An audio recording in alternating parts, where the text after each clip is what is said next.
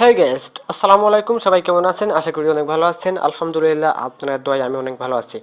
আপনারা হয়তো সবাই জানেন যে নাম্বার বদল না করে অপারেটর পরিবর্তন সেবা তথ্য মোবাইল নাম্বার পোর্টেবিলিটি চালু করা হয়েছে। অর্থাৎ আপনার এলাকায় যদি গ্রামীণ সিমের নেটওয়ার্ক কম থাকে, তাহলে যে সিমের নেটওয়ার্ক বেশি আছে চাইলে নাম্বার পরিবর্তন না করে আপনি সেই সিমে চলে যেতে পারেন। অর্থাৎ আপনার সিমের নাম্বার কোনো পরিবর্তন হবে না। আপনার সিমের নাম্বার কোনো পরিবর্তন না করেই আপনি যে কোনো অপারেটরে চলে যেতে পারেন। আপনি চাইলে রবিতে যেতে পারেন, চাইলে আপনি গ্রামীণ সিমে যেতে পারেন, চাইলে আপনি অন্যান্য অপারেটরে চলে যেতে পারেন। নম্বর বদল না করে অপারেটর পরিবর্তন সেবার তথ্য মোবাইল নাম্বার পোর্টেবিলিটি চালুর পর প্রথম 5 দিনে গ্রামীণ ফোনের গ্রাহক বেশি অপারেটর বদল করেছেন, বা গ্রামীণ সিমের অপারেটররা অন্যান্য অপারেটরে বেশি চলে গেছেন। তো অন্যান্য অপারেটরের চেয়ে গ্রামীণ সিমের অপারেটর বেশি অপারেটরটি বদল করেছেন। আর অন্যান্য অপারেটর ছেড়ে বেশি গ্রাহক এসেছে রবিতে। এই সেবা চালু করা হয় অক্টোবর মাসের 1 তারিখে। 9 অক্টোবর টেলিযোগাযোগ নিয়ন্ত্রণ সংস্থা বিটিআরসি প্রকাশিত এক প্রতিবেদনে এই তথ্য জানা গেছে। প্রতিবেদনে বলা হয়েছিল 1 থেকে 5 অক্টোবর পর্যন্ত অপারেটর বদলের জন্য আবেদন জমা পড়েছে 10,122টি। এর মধ্যে 4,181 জন গ্রাহক অপারেটর বদল করতে সক্ষম হয়েছে।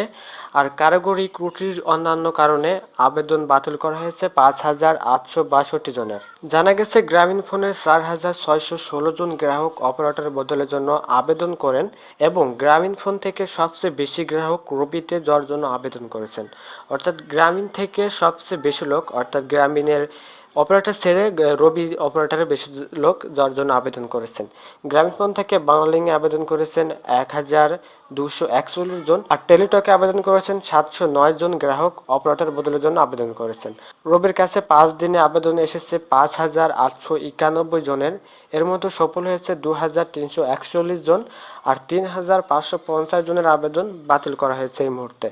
অর্থাৎ রবি সিম, বাংলালিংক সিম, এয়ারটেল কিংবা সিটিসেল এইগুলো অপারেটরের চেয়ে সবচেয়ে বেশি গ্রামীণ সিমের অপারেটর বদল করেছে। অর্থাৎ গ্রামীণ সিমের ইউজাররা বেশিরভাগ অপারেটর বদল করেছেন অন্যান্য সিমে, কিংবা রবি সিমে গেছে, বাংলালিংক সিমে গেছে, এরকম কি আর কি। তো আপনি চাইলে আপনি এগুলো পরিবর্তন করতে পারেন। যে আপনার নেটওয়ার্কের সমস্যা থাকতে পারবে, আপনার এলাকায় নেটওয়ার্কের যদি সমস্যা থাকে, আপনি চাইলে যে নেটওয়ার্কের সমস্যা আছে সেই নেটওয়ার্ক থেকে আপনি চাইলে অন্যান্য অপারেটরে আপনি চলে যেতে পারেন। যদি বাংলালিংকের নেটওয়ার্ক ভালো থাকে, আপনি চাইলে ওই নাম্বারটা অপরিবর্তিত রেখে, আপনার যদি 0179295007 থাকে, তাহলে আপনি চাইলে ওই নাম্বারটাই থাকবে, আপনি চাইলে আপনি বাংলালিংকে চলে আসতে পারবেন একদমই ইজিলি। অর্থাৎ আপনার বাংলালিংকের নেটওয়ার্কে আপনার ওই নাম্বারটি চলবে।